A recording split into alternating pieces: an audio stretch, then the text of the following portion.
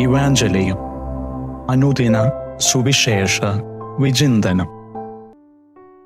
പ്രാർത്ഥനയിൽ ആഴപ്പെടാൻ ആഗ്രഹിക്കുന്ന പ്രിയ സഹോദരങ്ങളെ, മാർച്ച് 13 വ്യാഴാഴ്ച തിരുസഭ മാതാവ് വിചിന്തനത്തിനായി നൽകുന്നത് മത്തായിയുടെ സുവിശേഷം 7-ാം അധ്യായം 7 മുതൽ 12 വരെയുള്ള വാക്യങ്ങളാണ്. സുവിശേഷത്തിന്റെ ആദ്യ ഭാഗമായ മത്തായിയുടെ സുവിശേഷം 7-ാം അധ്യായം 7 മുതൽ 12 വരെയുള്ള വാക്യത്തിൽ നമ്മൾ കാണുന്നത് പ്രാർത്ഥനയുടെ പ്രശസ്തി, അതിൻ്റെ ശക്തി എന്നിവയെക്കുറിച്ചാണ്. ചോദിക്കുവിൻ, അന്വേഷിക്കുവിൻ തുടങ്ങിയ പ്രയോഗങ്ങൾ ആ പ്രവൃത്തികൾ തുടരേണ്ടതിൻ്റെ ആവശ്യകത വളരെ വ്യക്തമാക്കുന്നു. നിരന്തരമായ പ്രാർത്ഥന ഫലിക്കും. പ്രാർത്ഥനയുടെ ഫലദായകത്വം വചനത്തിലൂടെ എടുത്തുകാട്ടുന്നു. എന്താണ് നമ്മൾ പ്രാർത്ഥിക്കേണ്ടത്? ഒത്തിരി കാര്യങ്ങളൊക്കെ നമ്മൾ ദൈവത്തോട് ചോദിക്കാറുണ്ട്.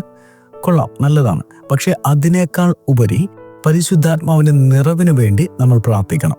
അത് കഴിഞ്ഞ് മതി ബാക്കിയുള്ള കാര്യങ്ങൾ. അത് കഴിഞ്ഞ് മതി നല്ല ജോലി കിട്ടണം, നല്ല പണം കിട്ടണം, പഠിക്കാനുള്ള ബുദ്ധി കിട്ടണം, പരീക്ഷയ്ക്ക് നല്ല മാർക്ക് മേടിക്കാൻ പറ്റണം. ഇതൊക്കെ അത് കഴിഞ്ഞ് ചോദിച്ചാൽ മതി. വ്യക്തമാക്കാം. വലിയൊരു ധനാഢ്യൻ്റെ അടുത്ത് ചെന്നിട്ട് നമ്മൾ 1 രൂപ തരുമെന്ന് ചോദിക്കുമോ? ഇല്ല. അങ്ങനെ ചോദിച്ചാൽ അവനെ കളിയാക്കുന്നതിന് തുല്യമാണ്. ദൈവം സർവശക്തനാണ്. അപ്പോൾ എന്ത് ചോദിക്കണം?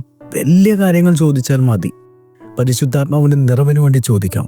അത് കഴിഞ്ഞ് മതി അനുദിന ജീവിതത്തിലെ സാധാരണ കാര്യങ്ങൾ. പരീക്ഷ നല്ല മാർക്ക് മേടിക്കാനുള്ള കൃപ നൽകണം, നല്ല ജോലി തരണം, അപ്പൻ്റെ ജോലിയിലൊക്കെ നന്നായി പോകാൻ സാധിക്കണം. ഇങ്ങനെയുള്ള കാര്യങ്ങളൊക്കെ അത് കഴിഞ്ഞ് ചോദിച്ചാൽ മതി. വീണ്ടും സുവിശേഷത്തിന്റെ 2-ാം ഭാഗത്ത് സുവർണ നിയമമാണ് നമ്മൾ കാണുന്നത്. മറ്റുള്ളവർ നിങ്ങൾക്ക് ചെയ്തു തരണമെന്ന് നിങ്ങൾ ആഗ്രഹിക്കുന്നതെല്ലാം നിങ്ങൾ അവർക്ക് ചെയ്യുവിൻ. യേശുവിന്റെ ഗിരിപ്രഭാഷണ പ്രബോധനങ്ങളുടെ സംഗ്രഹം എന്ന നിലയിൽ ഇതിനെ നമുക്ക് പരിഗണിക്കാം. ഈ സുവർണ നിയമം യേശുവിന്റെ സ്വന്തമൊന്നും അല്ല കേട്ടോ. യഹൂദ ഹെലനിസ്റ്റിക് സംസ്കാരത്തിലാണ് ഇതിന്റെ പേരുകൾ നമ്മൾ കാണുന്നത്. BC 5-ാം നൂറ്റാണ്ടിൽ ഹെറഡോട്ടസിന്റെ കാലം വരെയും വിവേകപൂർവമായ ധാർമ്മികതയെക്കുറിച്ച് ചിന്തിച്ച സോഫിസ്റ്റുകളുടെ കാലം വരെയും നീളുന്നതാണ് ഈ സുവർണ നിയമം. എന്തായാലും ഈ സുവർണ നിയമം പാലിച്ചാൽ കുറെ കൂടി സന്തോഷത്തോടെ മുന്നോട്ട് പോകാൻ നമുക്ക് സാധിക്കും. യേശുവിൻ്റെ എല്ലാ പഠനങ്ങളെയും നെഞ്ചോട് ചേർത്ത് പിടിക്കുക.